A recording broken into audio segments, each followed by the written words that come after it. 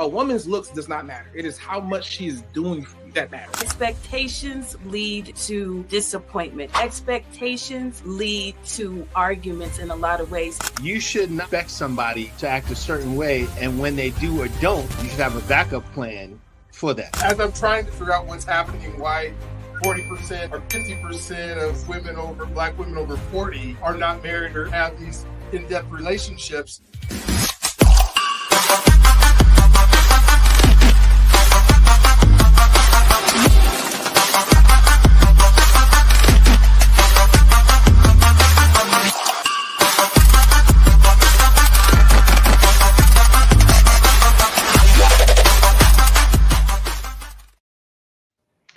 Welcome. This is Why Love Waits, Episode 1, The State of Black Relationships. I'm your host, James Young, and that's the producer, Dr. Brian Arnold. On behalf of myself and Dr. Arnold, we would like to thank you for participating in tonight's conversation and welcome you to Why Love Waits. Again, I'm your host, and the podcast is produced by Dr. Brian Arnold. I couldn't afford my own, so I'm using his. This is the space where we have honest, solution-focused conversations about love, relationships, and the future of Black America. Today, we're tackling a subject that's both personal and cultural, the state of Black relationships. I already went over the rules of engagement. We're not going to talk over each other. We're not going to curse each other out. We are going to have a mature conversation. Let's start with the data. Let's talk about the data in relationships. As of recent census surveys, only 31% of Black adults are married, compared to 53% of white adults, 48% of Hispanic adults, and 59% of Asian adults. Just 38% of Black children live with two married parents, compared to 61% of Hispanic, 75% of white, and 87% of Asian children. Married Black couples with children earn a median income of $94,493. Single Black mothers average $34,544. So you can see the disparity there. Okay. Poverty.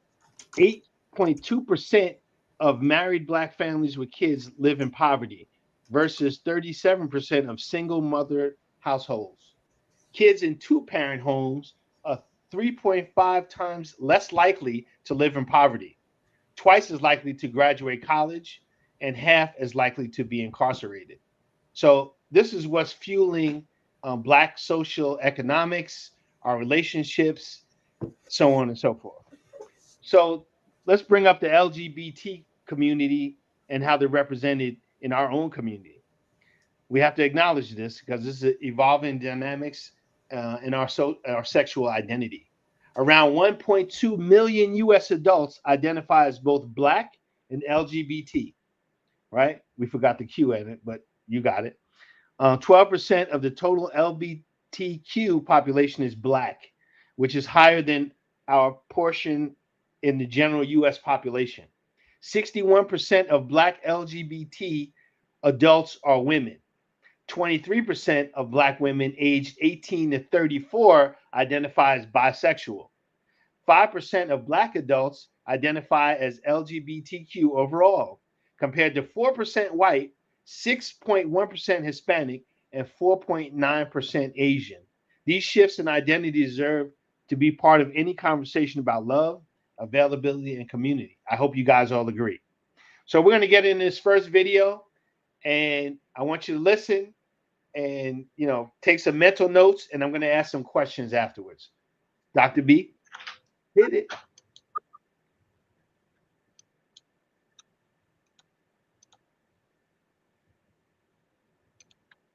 He used to be a DJ. He got fired. Just takes a second with this shit. So when I was done, I got the bill and looking around, I look to the left. Yeah. Yes, I see a Black man, white woman. Yeah. I look to the right. I see a Black man with a white woman. What do I see? What do I notice all at the bar? Single Black women. So it got me to thinking, And don't get me wrong, I don't have an issue with interracial dating. I don't. That's not what this is about. I believe wherever you find love, that's where you find love. If it's what nationality, ethnicity, race, whatever. If that's where you find love, then that's where you find love. But I'm just wondering, have black men like totally given up on black women? Absolutely. So, You want me to go again, or did we get it all? No, I guess they got that. Did everybody get a chance to absorb that? Yeah. Okay. So let's start the questioning. Okay. So I guess we can start with the ladies first. Do black men seem to be giving up on black women? What's your impression of that, Motrice?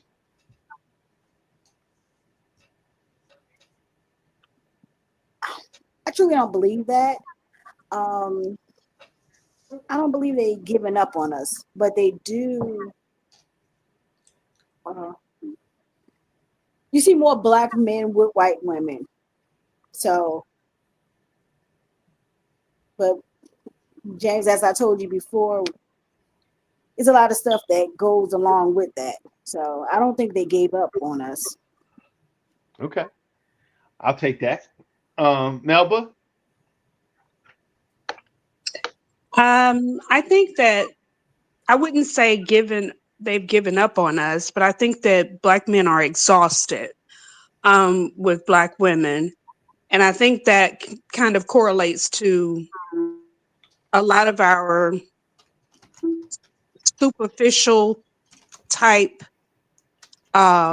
standards and our attitude, some of us. Okay.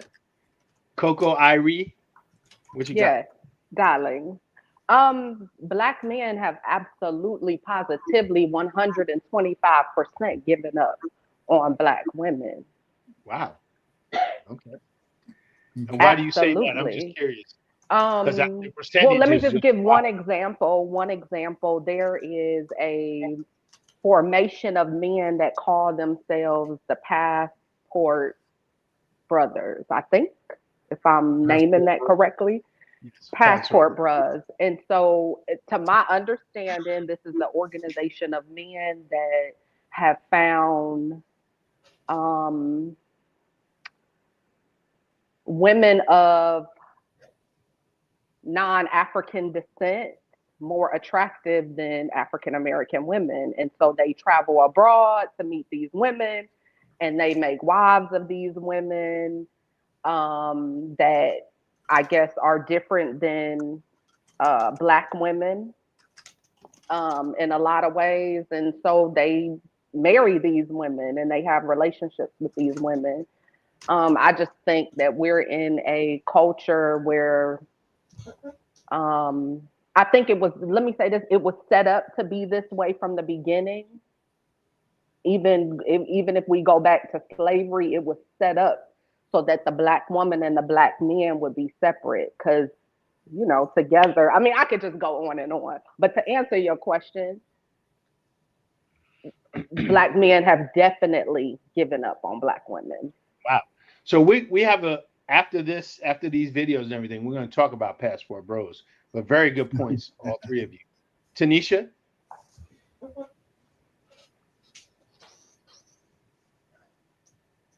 Tanisha, did she pass out? Okay, we'll get back. Audio is not. Hold on. I'll be back. Okay, so Marcus, give us your take on that video. So I think it's a video for clicks, you know, so it has us talking, it has people talking and giving opinions. Black men have not given up on black women. I don't believe it. I don't see it. Yes, as the culture grows, you know, interracial relationships happen. Got it. I got friends of both races that deal with these relationships. But, you know, for black women in particular, you know, I think, you know, one of the ladies that I forget, you know, say, you know, guys go overseas and find women more attractive and get married and things of that nature. I think for Black women specifically, so one, for Black people, we're not set up to thrive. You know, that's just not it. You got to dig deep and you got to do your own stuff in order to get to where you need to be. And I'm gonna wrap this up. But I think that Black women have to, you know, be softer in some More cases. feminine.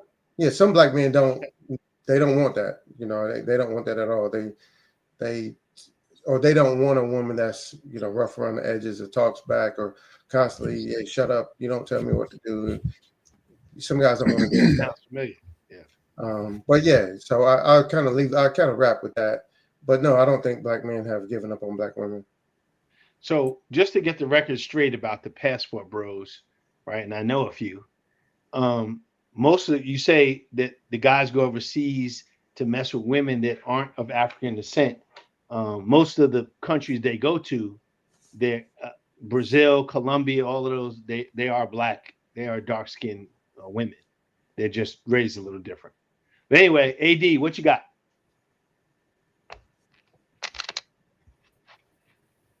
Hey, thanks, James. So I'm actually gonna lean more towards what Mel said. Black men haven't given up. We're just exhausted. Okay, and to piggyback on what you said about Black women in other cultures, in other countries, if we've given up, then why are we going out there, or why are most Black men going out there to go pursue those women? Right? Why are we buying all these expensive tickets to go travel and see all these women out there? Sometimes even have a family with them, right? Black women need to start looking deep and have some introspective conversations with themselves and ask, okay, why are Black men in America running away from us, right? Because if you're a business owner, right, and you're trying to sell a product, for instance, nobody's buying. You got to ask yourself why. It's not the fault of the consumers. It's not the fault of the buyers. You might have to go back and do some homework or backstage findings or whatever and say, okay, is it the pricing? Is it the product? Or is it my marketing scheme? What's not working out? Right? So kind of like customer service, right? Not to cut you off, but customer service. Right. If you go to a restaurant and they're throwing the food at you, you're not going to eat there, right? Definitely not. If they're serving you with a smile, you're going to sit and eat. Does that make sense? Absolutely. Yes, sir. There you go. Yeah. So that makes sense. Yeah, that's pretty much what I got. Yes, sir. Thanks. Good stuff, man. Good input. Nathan, what you got?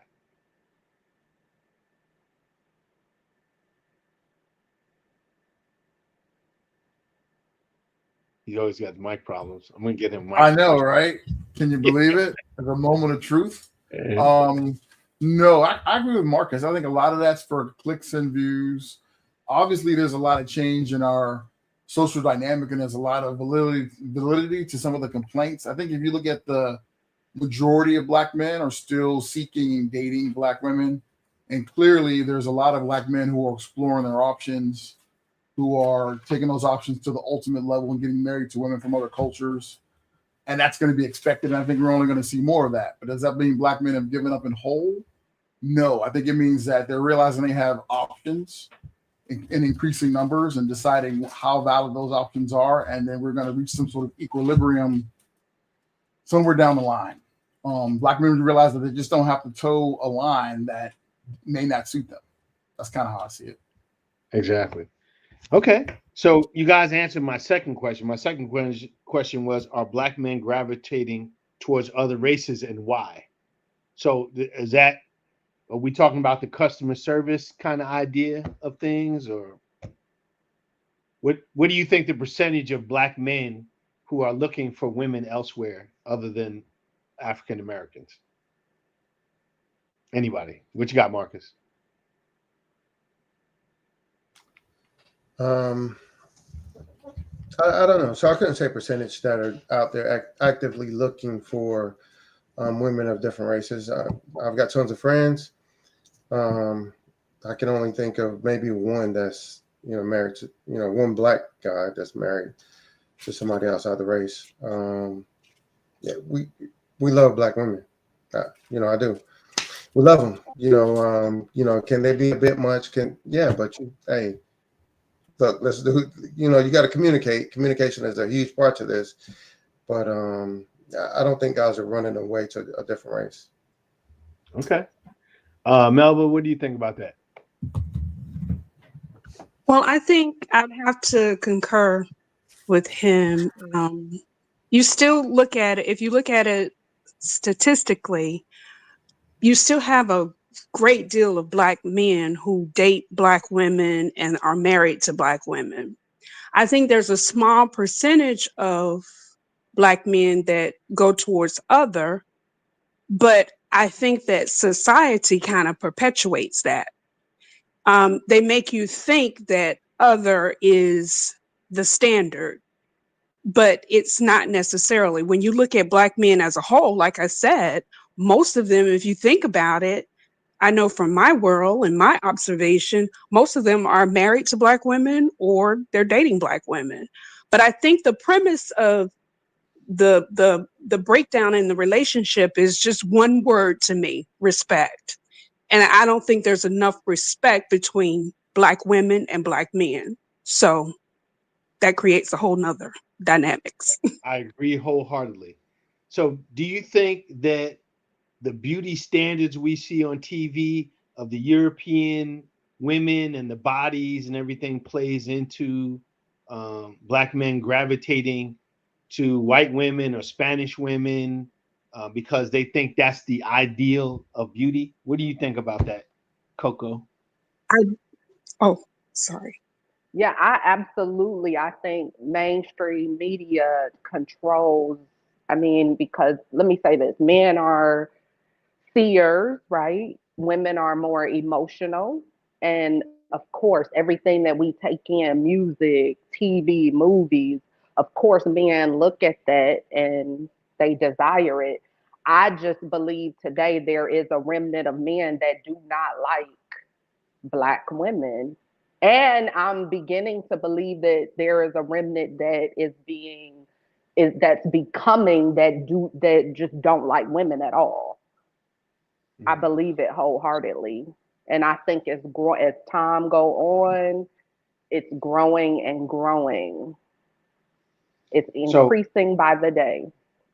So I would agree with you. I have at least 3 black friends that I could, name that I invited one of them.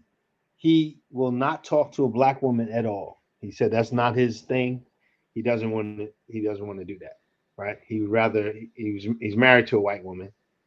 He said he would never date a black woman. Right? Charles Barkley said he would never date a black woman, which I think is wrong. Right? Because if you deny your black women, you're basically denying your mother. Right? So let me ask you a question then, Motrice. Do you think black women have emasculated themselves in the eyes of black men? Emasculated, you know what that means, trying to be a man, right? I've heard a lot of women say, I don't need no man. I got my own, right? I'm a boss chick and all that. Do you think that is part of the reason that black men are kind of shying away from black women? Yes, and we are. I believe that more black women, we believe we wear the pants in a relationship. So with us, it's basically do what I say instead of back in the day was with our fathers. The fathers was the head of the household. Now it's the women are the head of the household and they're trying to run the house. So it comes at a point of be a woman. And most women, they don't know how to be a woman. Sorry, India. Is that because they weren't raised to be feminine and wives, or they were raised to be independent, to not rely on a man? Let's see. I was raised in a household with both of my parents. I was raised with both of my grandparents. So my way of acting was a little bit different because I saw a different upbringing than some of my friends. A lot of my friends was raised in single households. So I'm used to my mother getting up, making sure my father food was done, making sure everything was in the house was taken care of. Same thing with my grandmother. My grandmother made sure everything was done. The difference is now with men and women, the women, they go out to work and the men go out to work too. Back in the day, the women basically stayed home and the women went out, the men went out to work. So that could be the reason why women are so aggressive, if that's a nice word to put it. But like I said, I was raised a little different, so I can't speak on all women, but I would speak on some of the women that I know. They are very aggressive. Okay. And I know the same type of women. They're very aggressive. And for the record, I wear the pants in my house, right? Dr. B, you wear the pants in your house? You be careful. You know I'm not going there. So not at all. But I'm loving this conversation for sure. But so no man, this is just me now. I might be wrong, and I'm going to ask the brothers here. No man wants a woman that's wearing the pants in the house. I'm just saying. Now, we can go 50-50, and I can take your input, but I don't know if I want a woman that wears the pants in the house all the time. How about you, Nathan?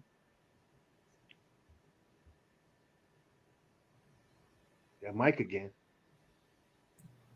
Yep. I mean, succinctly, no, I don't want a woman who wears the pants in the house. However, I will say that I was raised in a household with my mother and my grandmother and my sister. And my sister is like the second accountant for DC Public Schools, a very formidable woman. I love her to death. She's 2 years younger than me. I think it's not so much women who want to wear the pants, but just want to wear the pants at the wrong time. I think that men and women have more or lost the ability to work with each other and have successful relationships, including women being less feminine than the man would like. But that's kind of a simple answer, just not being feminine enough. There's also communication, when to trade off, when to understand your role, discussions of roles. I think all that's gotten jumbled and conflated in some places, destroyed in other places, to where people are just making a mess of it. So yes, it includes men not wanting women to be less feminine, but it's more complex than that. Right. That's a good answer. So I was going to ask AD that question, but I know how AD is because we went out to breakfast one day, and can I tell the story, AD? I can't tell the story. AD demands cooperation, right? I'm not gonna tell the story, but AD, that voice and everything, his demeanor, right? I want your number now. The number now. So I can imagine living in the house with you. AD, you want a woman that wears the pants? Negative, sir. That is a huge abomination. I figured that. I'm not gonna tell the whole story, but they get the gist. How about you, Marcus? What do you think? Hey, so it's so I think we got to take a look at it like this. So women who's out here, women are more educated. Black women are more educated than most. I think they have the highest education rate than most. Yes. And so when you're dealing with, black man, or you get in a relationship young, so now you're dealing with an immature black man who's bound, somebody said, men are seers, women are emotional, and they want relationships. You get married to a 21, 22, 23-year-old, they're likely to cheat. Not to say they don't want you. It's immature, but it's going to happen. And so, one, they're not making as much money as you. Now they've stepped out, and then you kick them to the curb. Now you're a single mother with, 1, 2, 3, 4 kids on your own. And expecting another man to come in there and do that. And he doesn't have an education. So you should want to take control of your life and your household. Like, that's what you should want to do. Not turn it over to a person that you don't know who's not deserving of that, or somebody who's immature and not doing right by the family. I think that's what should happen. So you touched on that's a segue into the next video, but we're going to put that on hold for a minute, right? So, Melba, do you think that a disparity in education between Black men and Black women is also a point of contention in relationships? I do. I think that sometimes even not just the educational level, but income as well, which those go hand in hand. But I agree, because I have seen relationships just really dissolve, basically because the female in the relationship was making more money, and the male felt a certain type of way. It was almost like he couldn't cope with it. I think because of the way a lot of times Black men are raised, they, like you said, head of the household. So when you start talking about income, educational levels, the difference between that, they view the woman as, I might not be quite to the level that she's at. They may want to compensate in some other area, but I don't think a lot of men can handle that. It takes a special kind of mindset. But, I'm the type of woman, I believe in partnership. You work together, you build together. That's the way I look at it. Not necessarily I have more than you, but what I have is ours, and what you have is ours. And whatever I do is for us, and vice versa. But not all men are like that. Men don't go in the relationship thinking like it's a partnership. They basically want to lead. And sometimes that, I think, gets into dominating the other person. But can't you have both, right? So in my I think case, you can have both. Oh, go ahead. Sorry. No, go ahead. I think you can have both, but I think the premise of it is the mindset. So everything depends upon the mindset. You have to factor in how a person grew up, just like the young lady said, she grew up with her grandparents and a 2-parent household. So those are factors that need to be considered, but you must look at the individual and their mindset, because your mindset is like the engine for everything. Some people can grow up in a single parent household and they have such an extreme amount of balance to themselves. They're very grounded, which typically people don't expect that, but that can happen. So I think you have to just look at it on an individual basis, but there aren't a lot of people out there that, you can get both, I think. Okay, that's very good good take on that. Anyway, can we get into the second video? Because we talked about money, right? And education is not always a determining factor of getting money. Because I know some very intelligent broke people, and I know some very hardworking individuals that have money that have no education. So it's kind of hand in hand, because plumbers make more than doctors sometimes. Hit it, Dr. B. If you got some, then cool. But You from out here? You from Houston? Yes, I am. Man, that seems like a lot of girls just keep leading with that money. That's what it's always been for me. I don't know about the new wave. I don't know about none of that. That's how it always been. I'm just saying though, like I'm just, but okay, so what type of work you do if you don't mind me asking? I'm a dancer. You're a dancer. So that means you getting money down. Yeah. OnlyFans? I just want some money. I don't really care about where you from. None of that. I'm just trying to get some money. If it's not going to be about me getting some money, then I'm good. I mean, but damn, you ain't even. I'm trying to just introduce myself, say how you doing, how your day going. On that though. I got a lot going on. Yeah. I don't really have time for nothing right now. I mean, I understand that, and I hope everything goes well for you. But I'm just want to let you know I'm new to the city.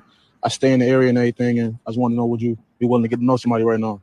No, I just want some money, sir. Why is it all about money though? Why That's all I care about. I don't care about nothing else. I just want to get some money. If you got Okay. So I guess man, that seemed like a lot of girls just keep leading with that money, money, money, money. okay. So I was just, I don't know about my first question is for the gentleman, right?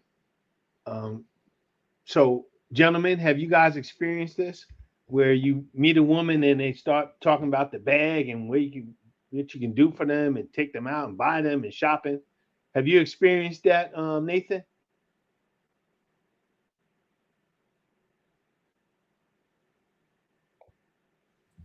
Sorry for the delay. Yes, not as much in my older life because I was married for a while and my ex-wife passed away. But I have, and I typically just don't entertain that. Because I think we've got out of hand with financial expectations.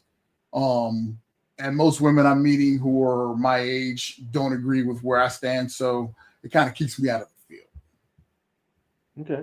So do you think that at your age, and I'm not going to ask your age, I know you're probably over 40, right? Definitely. So, and this is a question kind of for the woman, but I'm going to bounce it back and forth, right?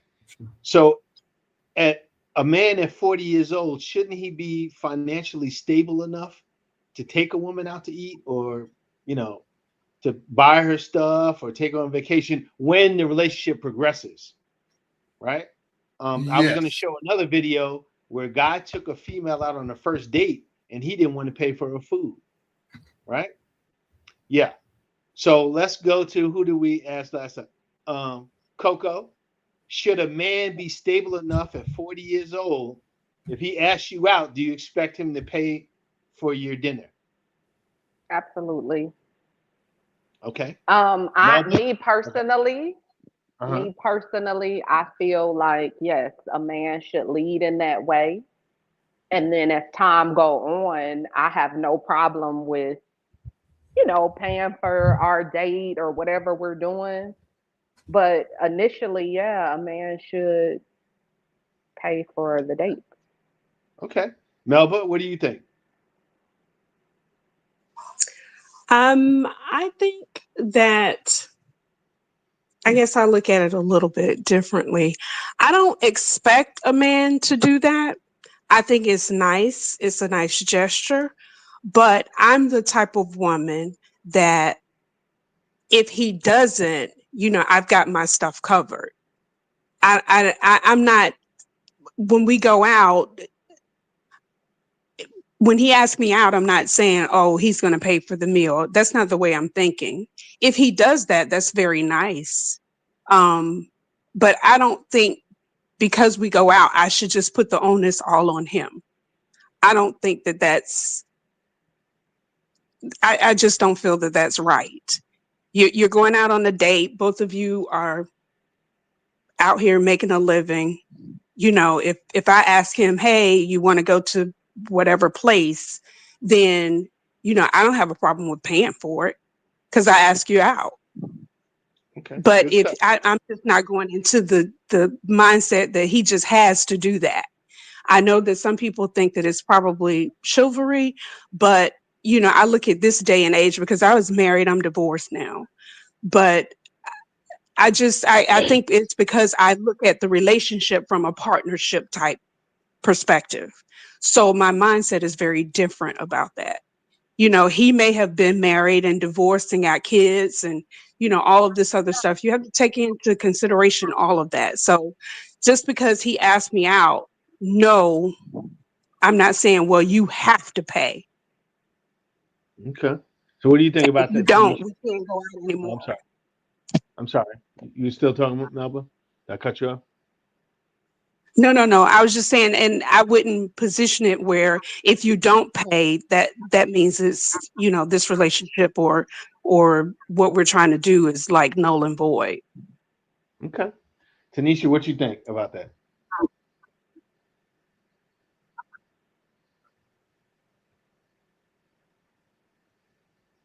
You there? Okay. Maurice, what you think about that? I don't believe a man have to pay for a date. I believe that it could go half. Pay your half, I pay my half. But to expect for him to pay for the whole date, no. Really? So These I was days going of to show time, a another lot of video. people are having hard times. So Okay. So I was going to show another video, right? We just don't have time for all the videos that I could have showed you. But there was a woman who went on a date with a man, first date, and she ordered her food, and then she ordered food for 3 kids and expected the guy to pay on the first date. What do you think That's about that? wrong. Mhm. What's the kid doing on the date? Marcus, what you think? I'm going to excuse myself and go to the bathroom and lay down. That's crazy. Okay, TMI, I got you. We'll wait for you. What you got, AD? All right, yeah. So I think right off the bat, when a man asks a woman uh, to go out with him, or he asks an out, I think he should pay. I think. Oh, okay. There we go. We're back. I think it's gonna dictate how the relationship goes moving forward. But I've spoken to a whole bunch of guys, and just a general perspective of mine is that guys don't have any problem paying in the first place, right? The problem guys always run into is that they feel like, or they think the women don't always hold up to their own end of the bargain, right? They expect a man to be chivalrous. They expect a man to be the man. They expect the man to be all of these things, right? But then when it comes for them to play their own part, just be feminine, give off that soft, girly vibe, they're not seeing that. They're not getting that back. Men in general don't have any problem investing. Our problem arises when we find out that we're not getting any ROI for our, investments and inputs. Okay. So, Nathan, do you think women have unrealistic expectations, or black women? From what I see on YouTube and for the stuff that they have for clicks and likes, it would seem like a good amount of women do have unrealistic expectations, and those expectations seem to be different depending on the age category of the women, meaning women in their 20s, 30s, and 40s, and so on. But taken as a whole, it seems like a good number of them, from what we see on TV, if that's true, and maybe you gentlemen know as well, they have started to scoop more into the unrealistic realm of expectations that's almost a non-starter for any relationship. It's not going to be sustainable. So that's why a lot of people are so frustrated. Okay. So do you think that a lot of women, and this is for Coco and Montrese, do you think a lot of women have unrealistic expectations? Because I heard on Facebook this lady say she wanted a man, and all girls was in the background with her, 6 feet, 6 figures, and 6 inches. Is that realistic, or do you think women are looking for the knight in shining armor that never shows up, or they build up this guy in their mind that never appears? I think, let me say this, I always got a backstory to the backstory, so y'all gotta bear with me. But I think as little girls, we were tattooed to have this paradigm that we're to go to school. You go through grade school, you go to high school, you go to college, and you get married.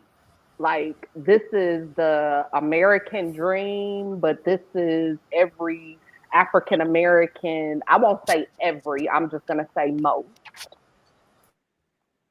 This is what was tattooed on us as little girls. So we desire to have this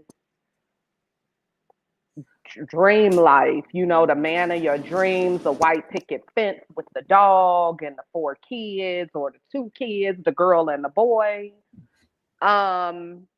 and I think I'm getting away from what you're asking, but no, you're right. I think today in 2025, I don't think women. I think our expectation is going left. Like I think maybe, yeah, I think our expectations are wild. They're really, really wild. Really? Yeah, they're really wild. There you go. I was waiting for Tanisha to do that. So I will tell you, when I was single, right, and I was out there dating, it just shocked me with some of the things that women would say. I was like, "What? What are you talking about?" Right? Yeah, I don't even know you week. You want to pay your rent, and take you shopping and all, and you don't want to shop at Walmart. Because let me say this: women, Gucci, a woman feels like if we're gonna date, because this my lighting in the room is going after, it's like going after 5, so it's just going down. So let me just say that with that being said, that women feel okay. It's like, or we're gonna date, we're gonna be intimate, we gonna have sex. Then you gotta do something for me. Is that how you feel? Is that how you feel? I can't be baking. Let me say this. I can't be baking cookies. And that's fair. You're not giving. There's no exchange. Okay. So so it should be. I believe in gender roles. Hold that thought. Hold that thought. Okay. Hold that thought. Because I got to ask the other ladies in the room. Tanisha, how do you feel about that exchange of goods and services? Come on, T. So when I was younger, that probably would have worked. But I'm grown now. And so it looks a little bit different. So, and I'm in a relationship. I have a partner, husband, whatever it is on whatever day, right? But locked in. It's a compromise for me. So I don't have expectations. I have expectations for myself. What am I offering? How am I showing up? So if I wash the dishes, I'm not expecting him to dry. Now we can have a conversation about it, and that's something that we decide together. But I'm not expecting him to do that. As far as going out to dinner and paying, like, I guess, like in my 20s, yeah, I might have wanted somebody to take care of that meal, but I don't want someone to do anything for me that I can't do for myself. So I'm not going to show up to a restaurant or a space in a place, to the movies or wherever, and I don't have the money in my account to take care of whatever it is that I want someone to do for me. It doesn't make sense. It's not logical to me. It's unfair. It's rude. That's my thought about it as I have gotten older. So I show up to a restaurant. I say yes to this date, but I don't have a penny in my pocket. In the event something happened, wallet stolen, whatever, anything, and now both of us are sitting there looking dumb. I should be able to take care of my portion, but also probably have that other person's. And if I don't, I probably shouldn't be there in the first place. That's my take. So Melba, exchange of services. Talk to me about that. I'm not a huge proponent of that because it sounds like prostitution to me. But I look for things personally in a person that money can't buy. So character, integrity, because when certain things are in alignment, money will come because you're in alignment and you're on the right path. So those things that you can't put a price tag on, that's what I look for in a person. Because when you have respect for another person, there are certain things you're not going to do because you have boundaries. You're going to take that person's feelings into consideration. So those things are very important to me. And if we get into an intimate type situation, that's because the feelings are there, everything lined up, and it was a natural course that was taken. Not so much that, I baked you cookies and, hey, my water bill is due. No, I don't like that. Now, gentlemen, have we seen that before? Oh yeah. Where they want some money for something? Okay, but let me get to Matrice first. So, Matrice, exchange your goods and services, and I'm gonna add a twist to that. Would you date a broke brother, a person? He didn't have no money. You was taking care of him. Would you do that? But he was a great guy, but he had no money. We can't hear you. Is that a silent scream or what? What you got? Your mic, you're muted. Okay. All right. So, fellas. Hello? Okay, you muted. Go ahead. We couldn't hear you. Go ahead. Say it again.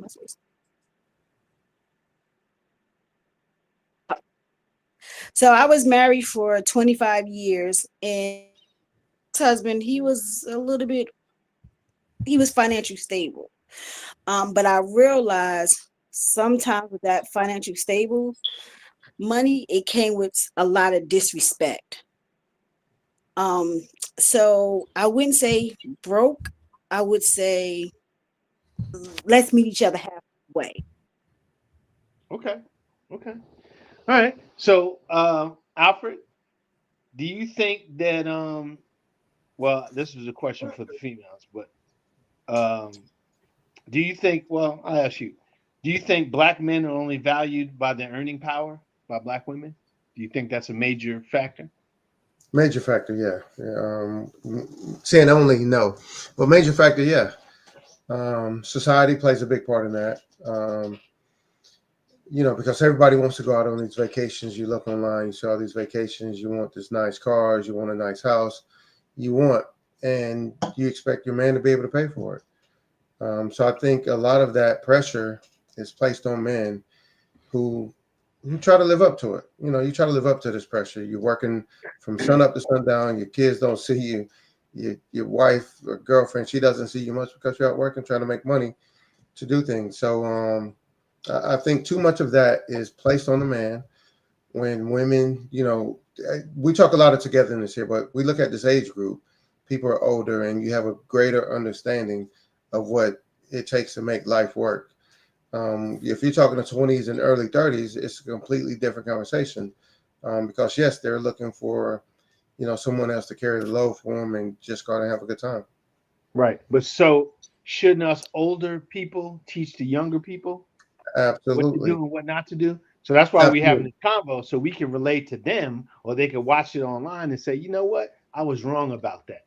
You know Absolutely. what I mean? I do not talk to young men about chasing women. I don't talk to them about it's inappropriate. I talk to them about building, getting to the next level and doing good. Yeah. I tell my son that too. There's a famous saying. What I was watching a mom movie. He said, "You lose money chasing women, but you'll never lose women chasing money." So I tell my son, "Go get all your stuff. The women, don't worry about the women right now, right? 20 years old, your hormones going, everything. You're not really thinking about your progress in life and everything, right?" So, AD, what are your thoughts on finances, and should a black man be judged on his earning power? I think any man be judged on that. But the problem is, in this day and age, most women don't even care how you're making a living, right? Just like the video that we watched before you asked all these questions, the stripper was like, I don't care. I just want him to make that bag, and that's where the problem arises, right? And that's where we see most of our women dating drug dealers, criminals, all these guys getting into bad stuff because they just don't care how the money comes, right? The average guy busting his butt, doing some good stuff out there in society, they don't want that guy because they feel like the money is not coming in. Or he's as a square. Right. All that stuff. He's not a also, rapper. He's not a rapper or a baller or anything. Yeah, right. He ain't got the that. chains, he ain't got the watches, bling bling, and all that stuff. Exactly. They just kind of like look down on you. But another twist to that is that black men are also expected to perform extraordinarily well in bed, right? It's not just for our wallet. They expect us to be like, hey, you saying you need to be disappointed some women? Is that what you're telling us? Okay, got you. No, brother. But anyway, I agree with I'm you. just- But here's my take on it. I don't want to cut you off, but Right. I'll say that don't respect me for the money I have. Respect me for what I had to do to get the money that I have. Yeah, Right? and that ties into the point I was trying to make. You know, they don't care about how the money comes. I mean, like most of the sisters, they tell you straight up, hey, if he ain't making 6 figures, blah blah blah, I don't want him. But you don't even know what he's doing to make that money. And that's where majority of the times they get stuck with a guy for years, right? And it comes back to bite them in the butt. And then accountability doesn't seem to be their best suit. So let me ask the ladies a question, if I have any ladies left here. What qualities do women value in men outside of money, Melba? Oh, for me, money, people can make money, and a lot of money, and they could be a horrible person. Like I said, for me, honesty, character, integrity, those are things that money cannot buy. You can't teach someone you can show someone respect, but when they have all of those things that I said, character, integrity, and so on and so forth, the respect comes with that. There are boundaries with that. That means that you are not going to go outside certain parameters. Why? Because you have a solid foundation in who you are. You respect yourself. So any extension of you, meaning your wife or significant other, you're not going to dare disrespect them. You're going to communicate with them. You're going to look at it and work with the person that you're trying to have a relationship with. And it's all about building. So the money, to me, because people get money sometimes in very nefarious ways. And money is not, the end all be all. It's not, because you can have money today and tomorrow that money will be gone if you do not have any brain cells to manage that money. There you go. So what good is that? And I know a lot of people like that. So Coco, do you think that what are the values that you think are important outside of money for men?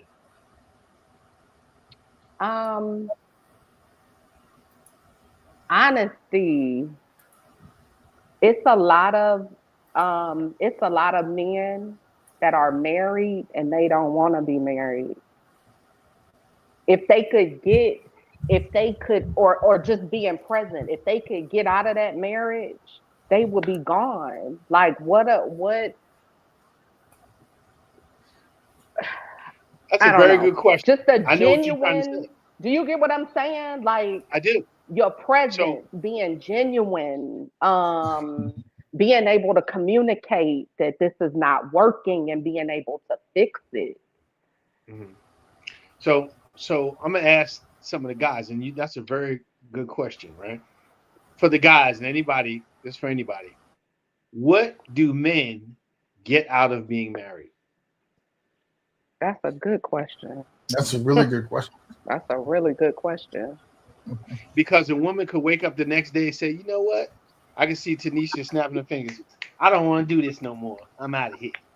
So you got to give half your money up, right? You're emotionally scarred for life. You don't trust anybody after that, right? You built all this legacy up and now it's destroyed. What do you think about that, Nathan?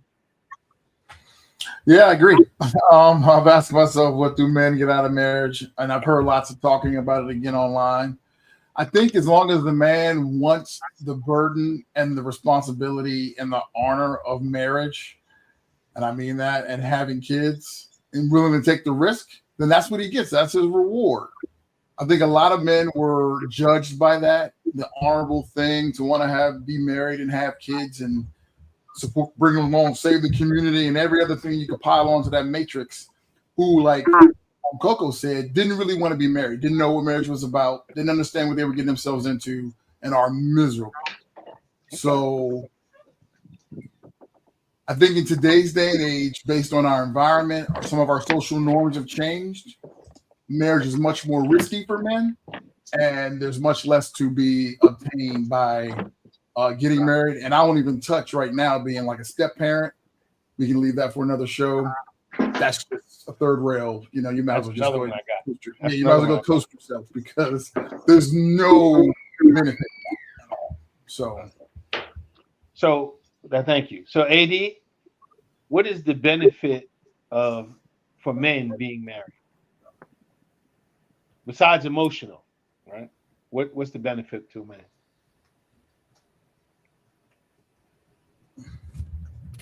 There's none. Okay. Very, very good, short, sweet to the point. We like that. How about you? High five. Keep it real. Keep it real. I think I have to jump in on this one. I definitely have to jump in on this one because Can I say one thing? Can I say one thing? And I'm sorry to interject like this because this part is rude. But this is the crazy part about it is that the women don't even know. They don't even realize what's going on. That's the sad part. They have no clue. They're married and they just doop, doop, doop, doop. I'm married, me and my husband, and you have no clue. That man don't even want you. Right. So they just want the ring. It's the prize, like you said, the white picket fence and all that. Yeah. That's a part of the issue, though. Okay. But Dr. that's B, part of go the ahead. issue. Let Dr. B. Dr. B was saying something. Dr. B? Dr. B, you there? Yeah, because I want to jump in here because I hear you guys can hear me, right? Yep. There's a huge benefit to being married. I have a helpmate. I have somebody who I do life with. I have relationship, and if I find the right person, which I believe I have, then we do this thing together. It is not a you get this, I get this. We're gonna go through the ups, we're gonna go through the downs, we're gonna go through. Then she walks away someday. I'm still gonna be okay. And if and my plan is never to walk away, but I see the benefit is God put us in this earth, as far as I'm concerned, to be in relationship. He didn't intend for us to be alone. And so if you're doing it right, if you're doing it the way that I believe it is intended to do, there's so many other things that I think we keep putting into here that, and a lot of it is the way that we were raised. A lot of Black women were raised not to teach that you better have your separate bank account, you better have your separate way out, you better make sure that you're taking, because they're probably going to leave you. The expectation has already been put that we're not going to treat them right. But when we do treat them right, and I know, James, you can attest to this, the reciprocal things that we get back are so much greater than being by ourselves. That is, you talked about emotion, but yeah, I mean, does my wife have the same earning potential as me? Absolutely. Does she take them? And if my wife made more than me, I'm okay with it. If as long as I'm contributing into that 50% or the 75% in some areas and 25% in other areas. But we figure it out and we have those conversations together. And so I can't imagine, the benefit for me is I don't ever want to be alone. I don't want to do it by myself. And I don't want a whole bunch of other people that want me to take care of them without having that relationship as part of it. Exactly. That's my 2 cents on that. I agree, and I see both sides of the picture. It's excellent to have somebody to catch your back all the time and have emotional support and everything like that. And I also see the side, because I was married before this marriage, right? And I believe that marriage is kind of a business, right? Because you have accounts receivable, accounts payable. If you can't handle your business, 3 things you got to be married: friends, lovers, and business partners. If any 3 of those things ain't jiving, it's not going to work, right? but I see the single man side of it because I know guys that have got divorced. The woman got up one day and said, you know what? I don't want to do this no more. Right. Or she cheats. And then the guy's life is ruined.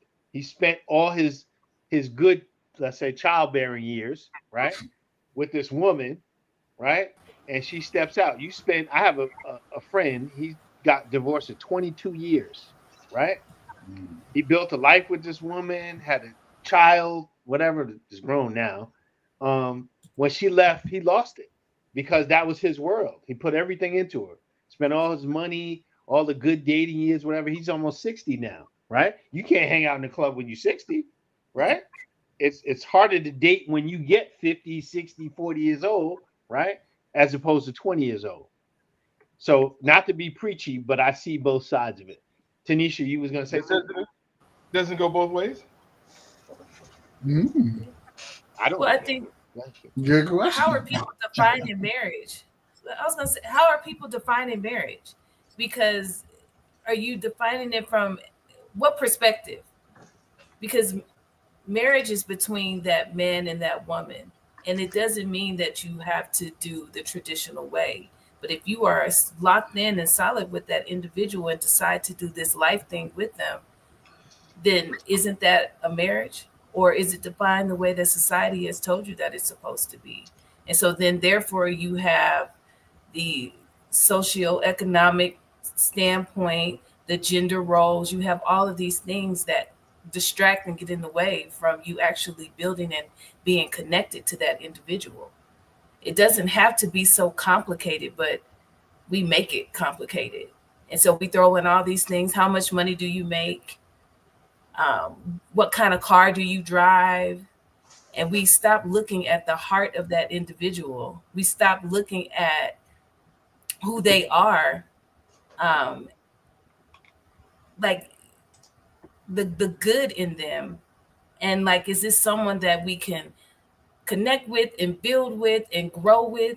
Or is it just all superficial? I think you have to define marriage and then go from there, because it really does not have to be so complicated. And the person that you're with, if that person is leaving, it's a reflection of you. We're the common denominator. And I've said this before, in everything that happens to us and for us.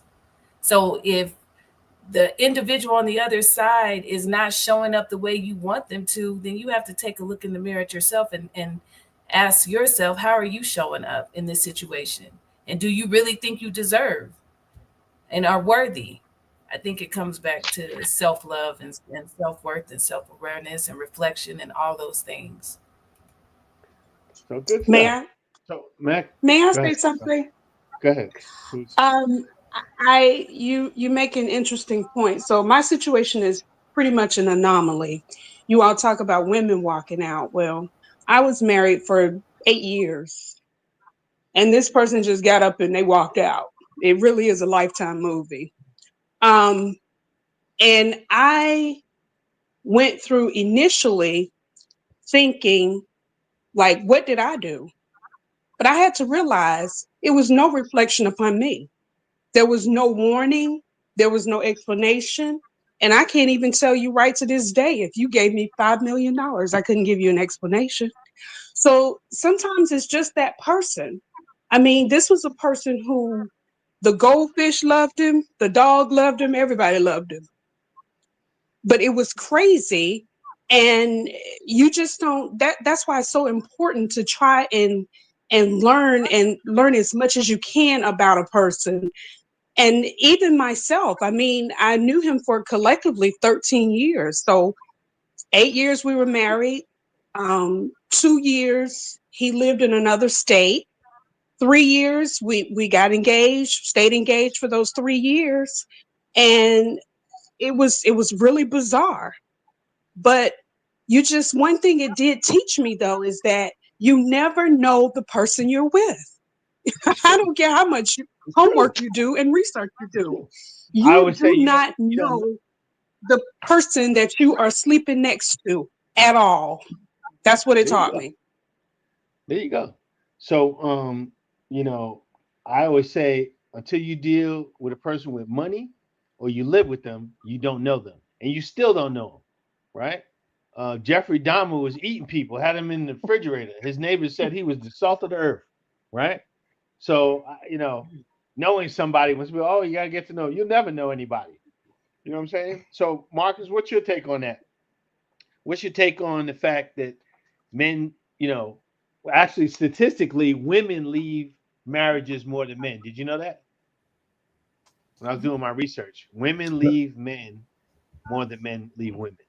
No, I didn't. And just going back to like what Melville was talking about, or the conversation is going is, growth happens. And, we can grow together, or we can grow apart. Like, are we noticing the signs that are there?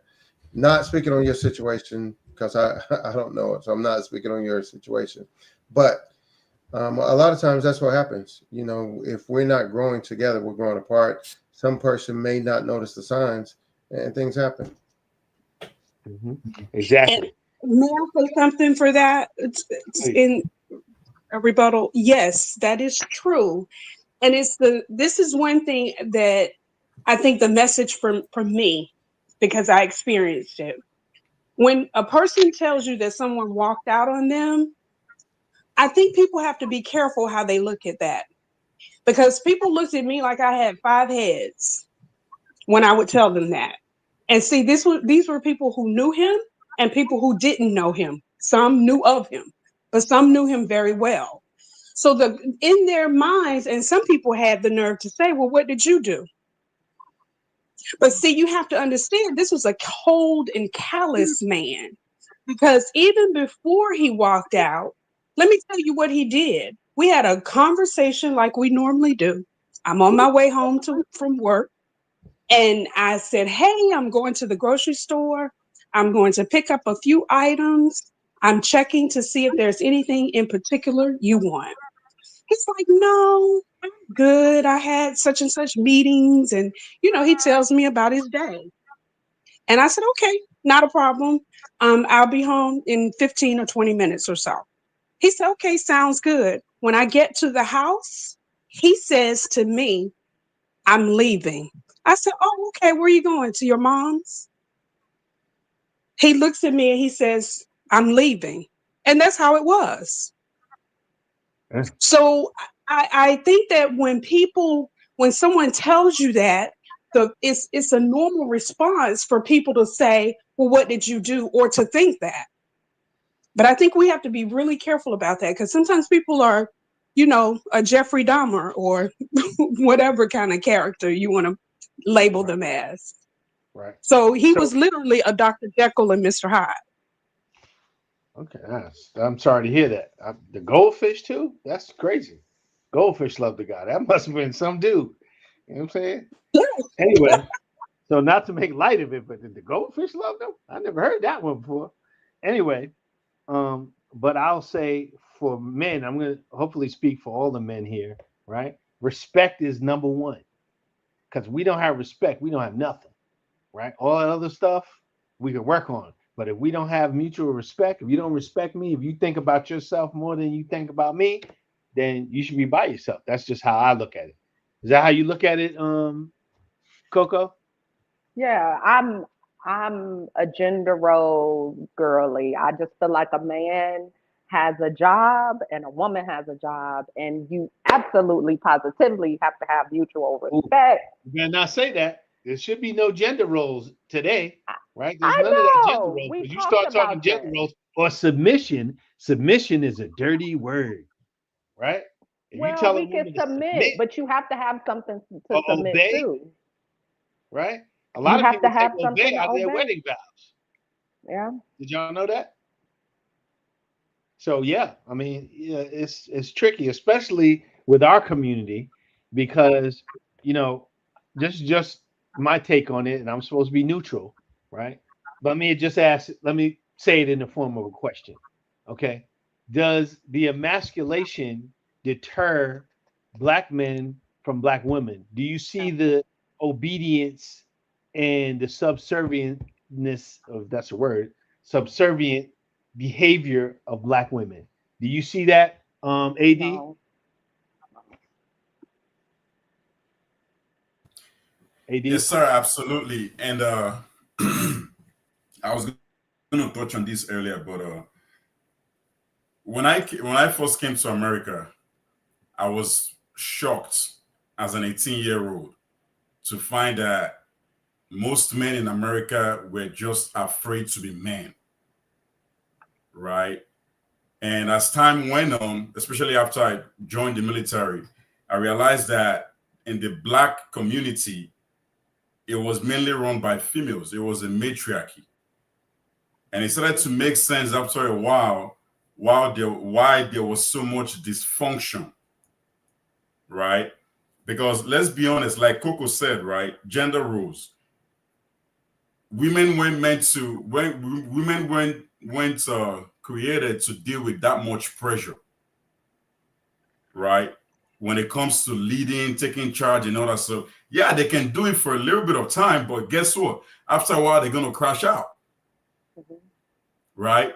The pressure is supposed to be taken up by shoulders, aka men, right? No women.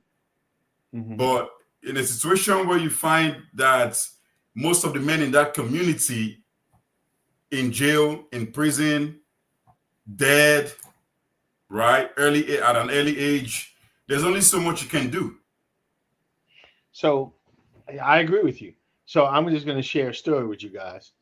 When I first got married and brought my wife to Okinawa, Japan, right?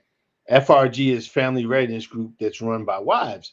So the commander's wife was up there talking. I had brought my new spouse to Japan, right?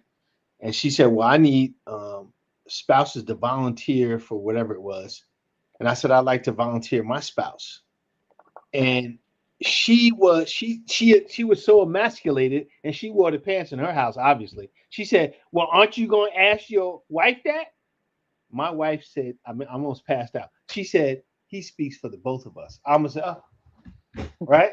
I almost passed out because that's not what you would expect a Black woman to say. I'm just saying, right? Not being generalizing, but it messed me up. I said, oh man, I got the right one then, right? She said, he speaks for the both of us. Now, would any of you females say that?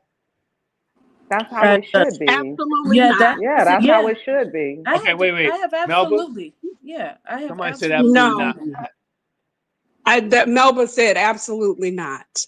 Okay. Why? No. Why? And probably because I have to say, I'm a little bit jaded. So, okay. I would never into the next relationship. I'm sorry. Should you take your jadedness and all your anger and frustration from your marriage into your next relationship? I think that's the big It probably, honestly, to be honest with you, there will probably be no next relationship. Okay. All right. So how do the rest of the females feel about that? I have been in that situation. Oh. No, go ahead, love. Sorry. Go ahead. Finish it. No, I was gonna say I have been in that situation, and absolutely. If we're somewhere and he speaks, it's for the both of us. And I don't need to what do I need to say? He has spoken and it is done. Period. Point blank. So I'll give an example, a real quick example. There was someone at the house trying to sell a Kirby vacuum cleaner, something real small. He had left the home and he came back and that person was still there trying to sell. He said, now, we don't need another one. I said what I said. Thank you for your time you have shown. They said, but I was talking to her. He said, I said, thank you.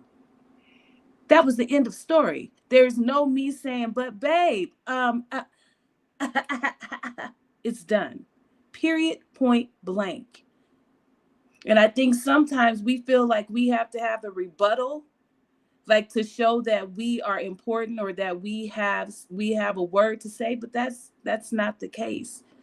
You have to know when to speak. So I don't have a problem with it because I respect him and I respect myself. And I think that's also a part of some of the disconnect with how we see ourselves. Again, I keep saying that. So, and thank you for that. That's very good. That's very important. So for the gentlemen, right? And I'm going to get a little off track here, but do you think that a lot of sisters bring their frustration from previous relationships into their current relationship? Nathan? Yes. And I think a that's lot of part people, of in all fairness, I think a lot of people do, but it seems like, from what I see on the internet and just from casual conversations, a lot of women shape their behavior and how they treat their current potential partners based on the past, and you can't do that. How about you, AD? Yes, sir. Absolutely, I agree. It's like when you're trying to register a vehicle, right? Some states require you to have an inspection done to the vehicle to make sure that everything is good to go and all that stuff, right? Mhm. If you don't get that inspection done, you can't put your car on the road, right? Because it's not road worthy, right? Right. Most women are not relationship worthy. Heck, they shouldn't even be dating out there. They shouldn't be in the dating world. Why? Because they're not healed yet. Okay, I was just But going to say what that. you find these days is that they get out from one and they're so quick to jump into another one because naturally women get so many attention thrown at them, right? So they just can't wait to like be here, be there, and all over the place. Okay. So, Marcus, give me your thoughts on Yeah. that, and then we'll No, go to I the agree next with what AD is saying. I think taking time to sort of self-heal, take care of yourself, get yourself in a better situation. But they tend, people, tend to carry baggage from a previous relationship. And it has to be a strong person to kind of, one, be patient enough to get that out of them, communicate enough to make sure that, they bring that to their attention that, hey, I heard this story before. This is the way we're going. That's not the way I roll. So I need you to pull back and go in a different direction with us. So it takes time. It takes patience. It takes communication. Okay, good stuff. Dr. B, can we roll the next video? Sure thing. So while he's doing that, we're going to talk about the nuclear family and how that affects attitudes and our socioeconomic status and just our general overall relationships. But check this video out. Carry yourself. These other women, they were conditioned, they are programmed, they are trained to be wives, they are trained to be helpmates, they are trained to be submissive, they are trained to cater to their man, they are trained to be grateful, they are trained to be appreciative. If you deal with the typical woman, she wants nothing but a bunch of things provided for her that she cannot provide for herself. She requires all of these things that she cannot do for herself. And then when you get one that can do things for herself, she talks down to men as if she's better because she's paying bills and she has a car and she has a credit score, as if that makes her better when that just makes her an adult. There are going to be a lot of women that are upset about this post, but it's the truth. It just is what it is. Okay. That's for So black skipping over black women because of the way that you look. They're skipping over you black women because of the way that you were raised. Let me run that by you again. They are not skipping over to the white women or the Asian women or the Caribbean women or even the African women. We're talking about the Americanized black woman. The reason why these successful men are skipping over you, it's not the way that you look, but it is the way that you carry yourself. These other women, they were conditioned, they are programmed, they are trained to be wives. They are trained to be helpmates. They are trained. okay. So there was a little stoppage in the video, a little jitter, but you guys get the gist of what he was saying, right? And it all ties into what we were talking about. Do you think that a lot of black men are avoiding black women due to these perceived attitudes? Because the woman is the hearth of the home, right? Because if you don't have the woman in the house, right? You have a house, but you don't have a home, right? If you're married. So the woman, and why we're focusing on the women is because without the women, it's just going to be guys hanging out, right? Amen. So, so do you think? Well, I'm going to ask the women. Do you think that women of other races offer a different dynamic? Let's start with Who's Coco. going first?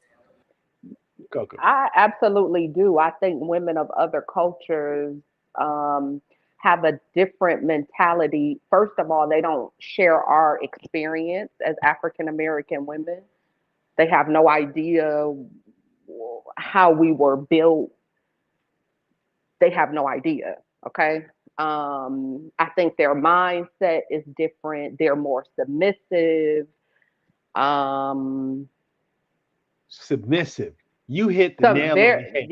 they're submissive. They will do anything, Okay. however, whenever, you know, Beautiful and thing. they're not asking for nothing. If you tell them to be quiet, they're going to be quiet. That's good stuff. So a very good friend of mine just joined us, Miss Stephanie Bob. Um, she is Trinidadian descent. So Miss Bob, did Yay. you? I don't know how much of the conversation you heard, but did you raise your daughters to be wives? Why or why not?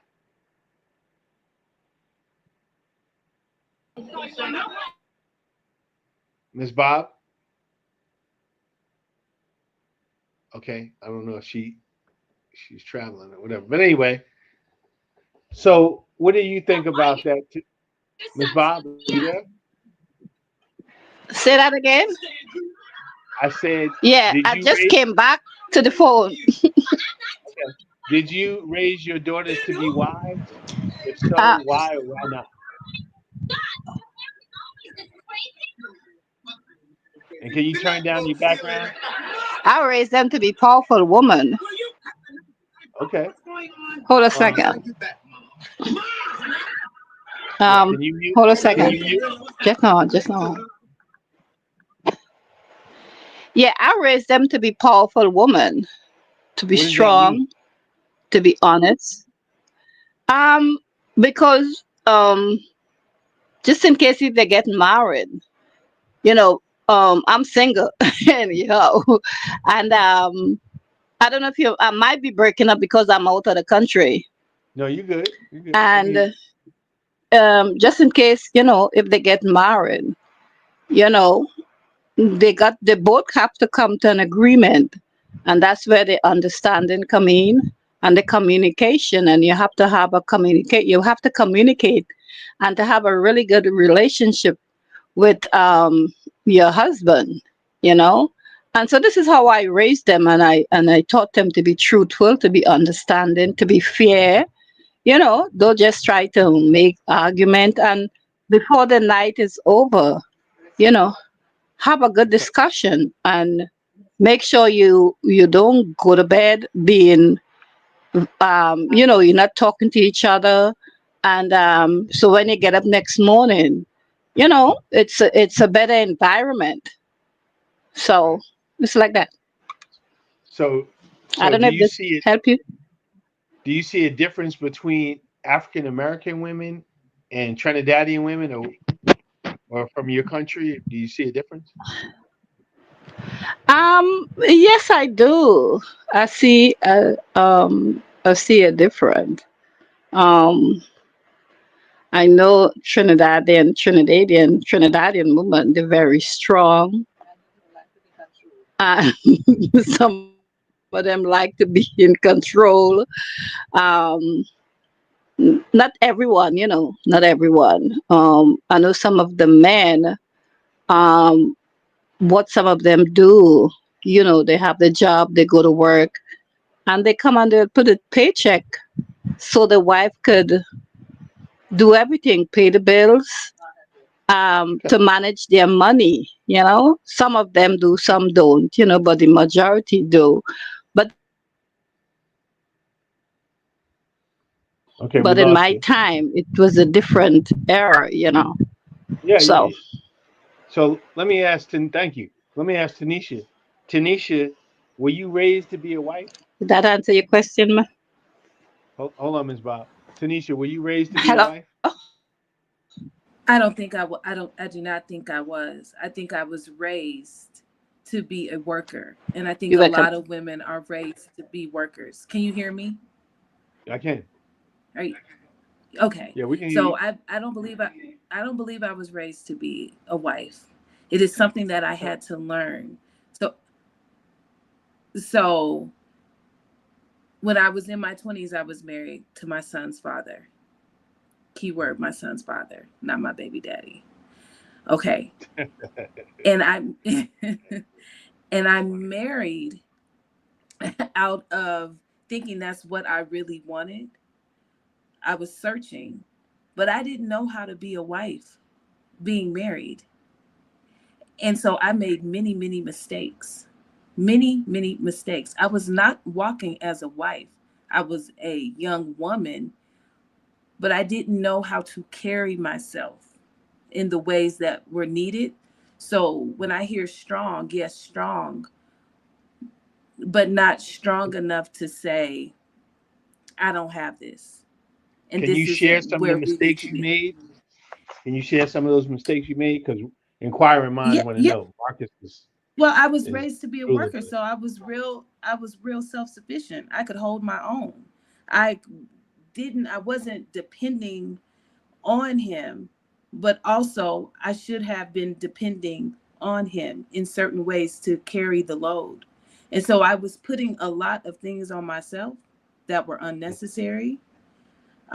Could I cook? Absolutely. I can keep a house. But as a woman and understanding what it means to be a wife, I didn't understand what that meant. And so, out of frustration, I wouldn't talk, I would not communicate effectively. Mhm. A wife will communicate and share her Good. thoughts and feelings. Okay. She will So Melba, articulate her words. go ahead. I'm Go sorry. ahead. Oh, no, these are just certain things that I learned over the years on how to communicate effectively, how to Okay. love myself so that it showed up and it was reciprocal on the other side. But no, I was not raised to be a wife. Okay. Melba, were you raised to be a wife? Absolutely. Okay. I was raised to be, I'm a very supportive person. Um, like I said, the whole scope of it is, I looked at my mom. My dad passed when I was really young, but my mom Okay. got remarried. Mhm. Thank you. And my mom got remarried. So the dynamics was, it was a partnership. That's what I saw. Working together, making decisions together, and really having each other's back. So that was my whole viewpoint. But I like I said, earlier when we were talking about could the spouse speak for you? I used to be that way when I was married. But what Mhm. happened was, I think because I'm so jaded, I had to have therapy after all of that. So I think for men need to tell their friends that they need to learn how to behave and stop mistreating people. That's it. Stop mistreating people, these women out here. If you don't want to be in relationships with them and you know that these women want relationships, why are you even doing that? Okay. It's a Because lot we of So, all bad doing it. behavior. right. There's a lot of bad behavior that causes a lot of mental stress, anguish. You all pointed out, carrying over the hurt and disappointment to another relationship. Well, a lot Mhm. of that is created by, yes, it's created by women too. Women need to do the same thing. Respect one another. It's true. I mean, It's true. there's the right way to do anything. That's it. If you don't want to be in a relationship, don't be in a relationship with somebody and then have six other women that you're in a relationship with, and your wife doesn't know anything about it. Uh, anyway, so I think too, can I say this? One last thing. I just got to get it well, out. okay, go ahead. And I'm gonna hit So I Marcus think up. a lot of this, and this is just my own belief system. I believe that the spiritual world is more real than us sitting here having this forum, right? And so I believe that there are principalities, if you will, that is against families. And I think those principalities have a presence And they just come against relationships, they come against families, all these things play a part. So sometimes it's what we're discussing is it's beyond, it's not superficial, it's not human. Like, a lot of this stuff is spiritual. That's all I want to say. Thank you. Okay, thank you. So Marcus, I know that you're a great father, right? You have a daughter. That's why I'm picking on you, right? I don't have a daughter, and I know Nathan doesn't have any daughters. I don't know about AD. I don't know if you have a daughter. No, sir. I just have a son. Okay, yeah, me too. So Marcus, did you raise your daughter to be a wife, and if so, how? No, I did not. I raised her to be an independent woman, to grow, think for herself, be able to earn for herself. She's going into her final year of grad school down at Auburn University, War Eagle. But no, I raised her to be an independent person. Think, understand how to take care of yourself, understand finances, because I thought that would benefit her best. Yes, how to deal in relationships, how to communicate with other people. Don't be selfish.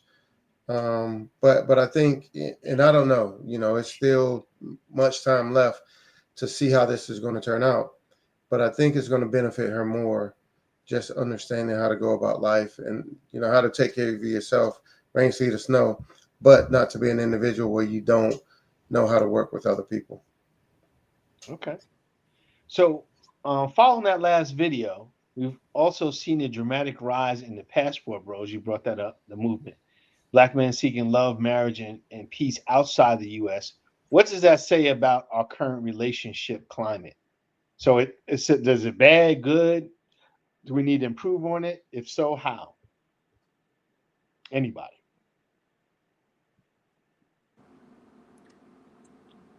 Okay. So when I think about this conversation in the video that you showed, and you're talking about the passport, I just think it's unhealed trauma. I think that it's passed down from generation to generation, and you have what we have today. You have the passport bros. You have the women who only are thinking about money. You have the abusive relationships, because we are reliving trauma over and over again. So I was putting in the chat about it being passed down from our enslaved ancestors. And so the women, and I'm going to try to be super brief with this, but we weren't slaves, we were enslaved. And so during that time, you had Black women who had to step into a man's role, and they didn't ask for it, because that man was sodomized, he was killed, he was sold, he was beaten. It was all these things in front of the woman. The male child, same thing. And so then the slave master comes and says, you are now in charge to that woman when that man is taken away. And so now she has to be the man for the family. But in all that time, when was the pause to heal that trauma, that anger, that pain, all of the things that she experienced?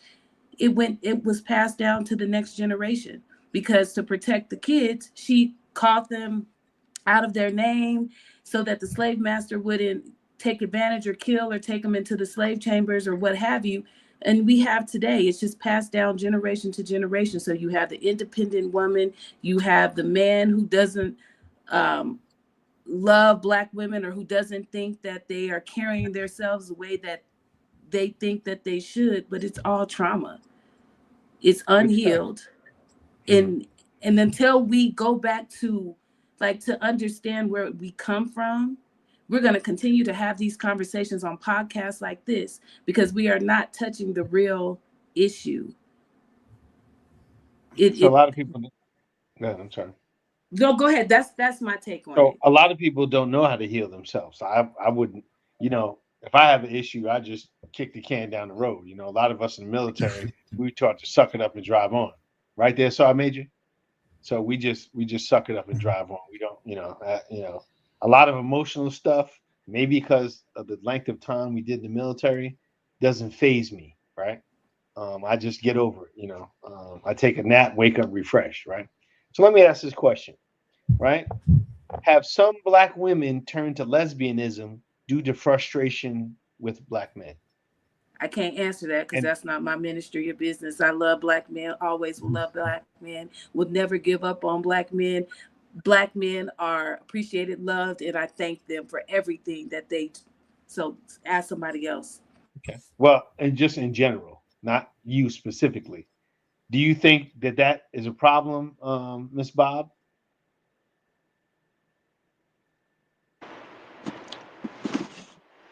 No, I don't think that's a problem. I think it's just society. A person choose what they wants to be. Because if I'm a woman and because when you look at you see some women, they have a nice husband, they may have an argument or they mightn't understand each other. And next thing you see they gone with the opposite sex. You know what I mean? And I was like, why you have kids? What going to make you shift from a black man? Because I think black men are handsome, they beautiful, they handsome, they caring. We know you're gonna have in between little problem, but that's a tough. I think it's about society. You know, I think it's about Well, society well, we make up with that. society. Yeah. So I'm Well, saying yeah, that that's true. when I looked up some of the stats from 1950 or 60 to now, it's like thousands of fold percentages more homosexuality, especially in our community, than other communities. And I'm just curious on why that is. Nathan, can you give me some insight why men turn to homosexuality? Because I'm not picking on any city or anything, but Atlanta has a lot of homosexual men. And Well, since you're at, I have zero insight onto that, but my opinion about how that happens is, it's a mix. I think it's a mixed bag. I think you got, greater social freedoms of the time. You've heard theories about black men looking for the missing love of their father if they're disproportionately didn't have fathers and really just want male affection.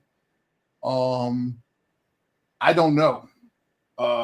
I think I have a few friends who I know are gay, but I never asked them why they're gay, what contributed to that. So I don't know. So I know a gay female, and I asked a question. I said, "So if you don't mind me asking, why did you turn to lesbianism?" And she said she was tired of getting cheated on, hurt by men, so on and so forth. Women more affectionate, and women know how to please a woman. And I was like, "Wow, all right." But you cheat more than the men cheat, so I don't know. It didn't make any sense to me. But anyway, I have two questions. Do you think the nuclear family structure is the cause of our problems? And would our socioeconomic conditions improved if we had a nuclear family, i.e., a man married to a woman and children in the household? Do you think a lot of our problems in the Black community would be solved? And I asked that question because if you look at the stats from 1920, even back to slavery, when we had nuclear families, the husband was still with the wife or whatever. They would jump in a broom, still getting married back in the day, right? They didn't have the problems that we have today. So do you think the nuclear family might be a solution to some of these problems? Anybody? Absolutely. Let me touch on that real quick. And I'm gonna tie this back to the passport bros, right? Mm-hmm. And I kind of see why they do what they do, because when they travel overseas, right? Mm-hmm. Even in general, we hardly hear about single mom or single motherhood overseas. Hardly do we hear that, right? So because that's not the case over there in these overseas countries, the mom and the dad, or the father and the mother in the household, tends to produce law-abiding citizens and children, right? That they push back into society, right? And on the flip side, even when they come over here to the States, they're actually more behaved, right? If you look at our prison system and our jail system, you don't see a whole bunch of foreigners in there. It's usually Americans, right? American citizens. If you look at our educational system, most of the folks progressing, heck, you know what? Let me even put this out there, and you guys can go do your research. The most educated group of immigrants today in the U.S. are Nigerians. Yep. Right. That's true. And you ask yourself why? Well, because in our country, we don't have the resources like the US does, right? But we come from good homes, right? We come from a nuclear family. The mom is there, the father is there. Everybody's pushing you to do the right thing, right? You have the soft side from your mom, the feminine side, and you have the masculine side from your dad, right? So all these two factors are working together to produce to produce children or a child that is going to go back into society and give back in some way, shape, or form. And then, like we know about the famous saying, if it ain't broken, don't fix it. Like you hinted, James, you said back in the days, even during slavery, we were more together. We were together more back in those days compared to now. And it's a shame because we went through so much back in those days, right, as slaves. But yet we were still marrying at a higher rate than we are today. Why? Because the nuclear family existed at that time. Right. And in this day and age, because it's no longer existing, we're seeing so many issues here and there going on in our community. So the solution is not that hard to find. We just got to, unfortunately, I don't know if we can go back to that, but we have to find a common ground in our community to come back, have the conversation, and build relationships amongst us. Thank you. That's great. Great points. Is it too late? That's my question. Is it too late, Tanisha? Is it too late? It's not. No. I think there's an awakening happening. I think the black man and the black woman, the family are coming together. It may not be on social media the way that, we see other things or on media, but I do believe that there is a reconnect that is happening, and it may be slow, but I think it's being done in a way that is healthy for those individuals that want it. So I also want to make that point because it's not for everyone. Thank you. And it cannot be forced. Just because we think that is the right thing to do, some people will never believe that. And so that's for them. And what's for those of us who want that nuclear family, we just have to continue to build it and make sure that it's healthy, healed, and whole, mind, body, and soul. There you go. So Coco, is it too late? No, I'm going to piggyback off Miss Tanisha, but I will say that there is a massive hole in the bathtub. So we got a lot of work to do, a lot. But nothing is ever too late. As long as we got breath in our body, I believe we can turn it around if you want to. Good stuff. So Melba, is it too late? James, my wife would like to say something. Okay, good. Never mind. She said, let me talk, and now she doesn't want to say it. So okay. So never mind, sorry. Melba, what you got? Is it too late? No, I don't think it's too late. I agree about the hole in the tub. It truly is an uphill battle, but you still have people out there that want to see us progress and come together as a community, because I do believe that the family unit is the foundation, along with respect. So you have a lot of superficial stuff going on out here, and you can have a beautiful home, but if the foundation is faulty, then what good is it? None. Okay. Nathan, is it too late?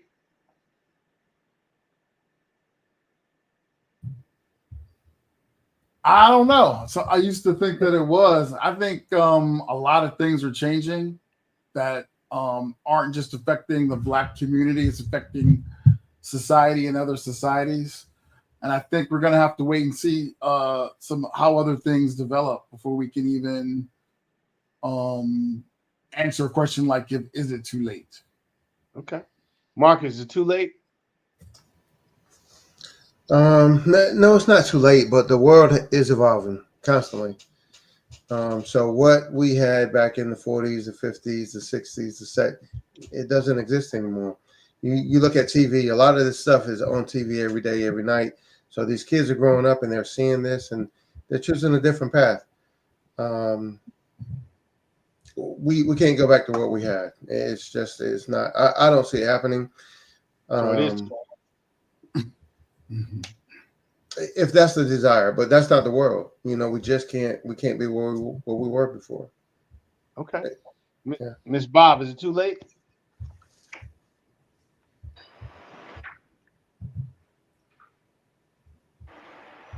No, I don't think it's too late because when I move around, I go different places. I go to the hospital. I go to business places, and I see so much of beautiful African American. I see doctors, young nurses. I feel so proud. I feel so proud of our Black people because I always tell people when I came to this country and I was in Trinidad, the media really degrade African American. Really, really did. And so when I came to this country and I sat down and I know you guys remember Clarence Thomas case. And when they were talking and I was like, wait a minute, I have to back up because the media degrade African American like there's nothing, they're uneducated. I was like, no. It's a whole different, and I see a whole different with African American, and I don't think it's too late. It's there, it's out there, and it's gonna happen. But I don't think it's too late. Good point. But I'm just gonna give my. I don't think it's too late. I'm going to say that the difference between foreign-born Africans and African Americans is we have a negative self-image that is constantly thrown at us in media and movies. Black men, we're fighting the war on all fronts, right? With our Black women, with other Black men. Other Black men, most Black men see other Black men as in an adversarial light. Am I right or wrong, Black men? And then you have other races that are on us also, right? So we're fighting the war on all fronts, more so than Black women, and that's why Black women, I guess, have a better, and it's not solely that, they have a better stance or position in society because Black males are a bigger threat to society than Black women. That's just my take on it. What do you think, Dr. B? The biggest thing that I would say is everything has the ability to change. And so I think we're just at the stages where we're starting to understand these relationships in such a deep way that we're going, wait a minute, if this is going to continue, then some things, whether it's the way that we're raising our kids, whether it's the way that we speak to each other, whether it's the way, and I don't know, like you say, well, do Black men need to marry Black women? I think that's something that we've decided that needs to happen, or do Black women need to marry Black men? And if so, why? But at the same time, you really have to start looking at, okay, what is the relationship? I don't know as a Black man if I'm going out looking for specifically a Black woman. I think there are a lot of things to offer. I mean, it's been a long time since I've been out dating, but at the same time, I'm looking for somebody who can be my companion, and whoever can be that best companion is going to be the person. And so when we think about these stereotypes, or we think about these, now they're not necessarily stereotypes because they've been fulfilled. We think about, what women are being taught, or what men are being taught, or what are our roles supposed to be. If we can really come to grips with what those roles need to be, I think we're heading towards I don't want to call it reconstruction, but when we start thinking about relationships with AI and with technology and with computers and with everything else, where we're pulling so much away from relationships. You know, our kids today have way more issues that they have to learn about because they never talk to each other. They talk to each other through a screen, or through when I think why the insurgence of homosexuality or the insurgence of gay men, because they don't even know who they are themselves, because we don't, because we're spending so much time screens, or we're spending so much time looking at somebody else's life, and whoever is the person who's the most out there are the people that we start comparing to. And so, we have our Hollywoods, we have our, our actors, we have our musicians, we have all these folks with these lifestyles that aren't what we would say are typical lifestyles in America. They're the typical outcasts or the outliers. And we spend so much time comparing, or our kids do. They see the best lives of people. They see people's lives they don't see the bad side, they see the good side, and they think that's how it's supposed to be every day. And we are moving to a reconciliation of what that's going to be like, because relationships are going to be so much more important in the next 10, 15, 20 years, especially for my kids and your grandkids and your great grandkids. They're going to have to figure out how to get along with each other. And I think we're going to see a big turnaround, because we're going to see, after we start teaching what relationship means, is how do we have healthy ones. You cut off there for a minute, but we're gonna go ahead, Dr. B. I don't know if you finished, but you cut off there, so we couldn't hear you. But we're gonna go ahead and get ready to close this out. But before we close out, I want to go around the horn. I don't know if that's an Army expression or not. I want to go around and ask everybody that they think is a productive conversation or not. If so, why? If not, why not? Nathan. I think it was a productive conversation. I don't know how old everybody is, but I feel like the group mean age is probably older than a lot of the things I watch on YouTube myself. And I just think a lot of the reasons and attributes that I hear the younger folks give our condition are very immature, very short-sighted, very uninformed. And I feel my assessment is that an older group of people at least has a better, we're getting at this with a much more mature fashion, and I enjoy that. Now, where it'll go once we start talking about really tough topics, I'm not sure, like single motherhood, but we'll see. I think it's value added. So I'm gonna try to do one of these every other month, wherever Dr. B's schedule is, and I'll come with some topics. I'll ask you guys if you're gonna join us again. But in one sentence or two sentences, tell us if this was productive or not. Why or why not? Give it to me, Marcus. Yeah, I think it was productive. I think the maturity level and the knowledge base experience of the group really, really helped. And everybody was able to express themselves good. Okay. So, Tanisha? Thank you, sir. I do think it was productive as well. Different perspectives. It helps to unpack certain or situations that we see, or just certain conversations. And I appreciated just being amongst a group of Black individuals, Black men and women that I have never been around, minus Nathan and James and Dr. B. Okay, good stuff. Next time, I really want to talk about financial literacy in the Black community too, and talk about how we can improve just the whole Black experience in America. So we're gonna maybe offshoot the journey to freedom and talk about that in another video. Anyway, Melba, was it productive or not? Yes, I think it was very productive. What I appreciate is the different perspectives, information, because we all have had different experiences. So we add, the value is different. So I appreciate that. And we appreciate your very emotional story. And I want to see them goldfish one day. That's kind of scary. More than you. Anyway, what you got, Coco? Yeah, this was really, really cool. Really cool, really productive. I think it's the start of peeling back the onion. I don't know if this is being televised to the masses somehow, but it should be, because it is the start of peeling back that onion with a different perspective. So I appreciate you all. So it's going to be on YouTube, and Dr. B writes books every week, so it'll probably be in a book somewhere. Miss All Bob, right. productive or not? Yes, it was productive, great conversation. And guys, don't beat up on yourself. Don't be. I'm really, really proud of African American. I feel really proud of you guys, and don't beat up on yourself. Don't beat up on yourself.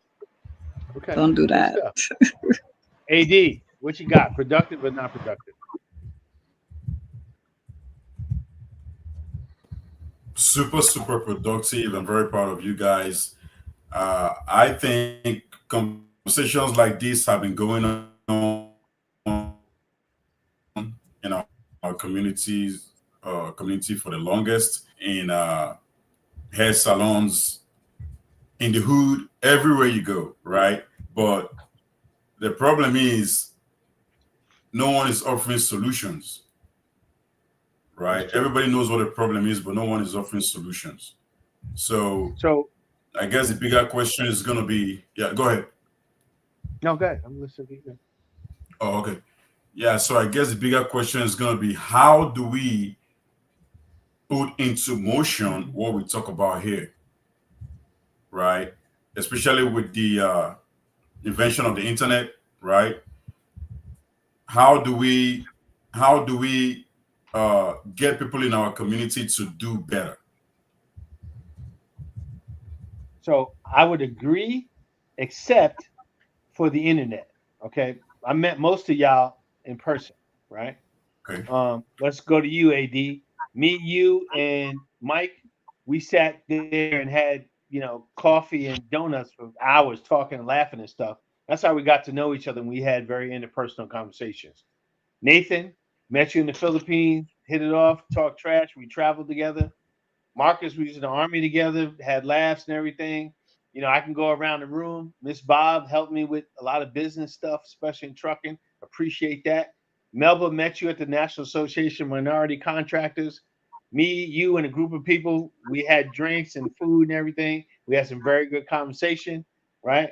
I enjoyed that conversation. I enjoy those national associations, those conferences, because you meet successful people that have a different take on things, right? I've learned a lot from networking, and I think we need to network and join professional groups, especially minority groups.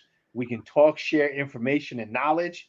And I met Dr. B through somebody else that I networked through, right? He helped me refinance my house, right? He's going to help me with my book. He doesn't know it yet, but just those things, networking and talking to people that have more than you, helps you, propels you ahead, right? Coco, works with me in the business, right? A friend of my wife, we got to be cool, just talking and networking, helping me with my business. My wife called at 3 o'clock in the morning. She jumped in the vehicle and made it happen, right? So I appreciate all of y'all, and I consider y'all all friends. Tanisha, I haven't really met you in person. We've talked and been on a lot of podcasts together, so I'm gonna put you in that barrel too. But I want to make some closing remarks. I don't know if Dr. B wants to make some before me, but we're running out on time. We only got a minute. So thank you to everyone who joined us in this vital discussion today. These conversations are not always easy, but they are necessary. If we truly want to see healing in our community, economically, emotionally, spiritually, we have to start by listening to each other. Listening. You have 2 ears and 1 mouth, so you should listen twice as much as you talk. I was always told that. Let's not shy away from the hard questions. Let's not fear being honest. Let's commit to building stronger families, stronger love, and a stronger Black America. I also want to give special thanks to Dr. Brian Arnold, the producer of this podcast. His vision and leadership helped shape this platform and guide the important conversations we're having here. This has been Why Love Waits. I'm James Young. Until next time, be patient with love, be intentional with connection, and be bold in truth. Cue the music.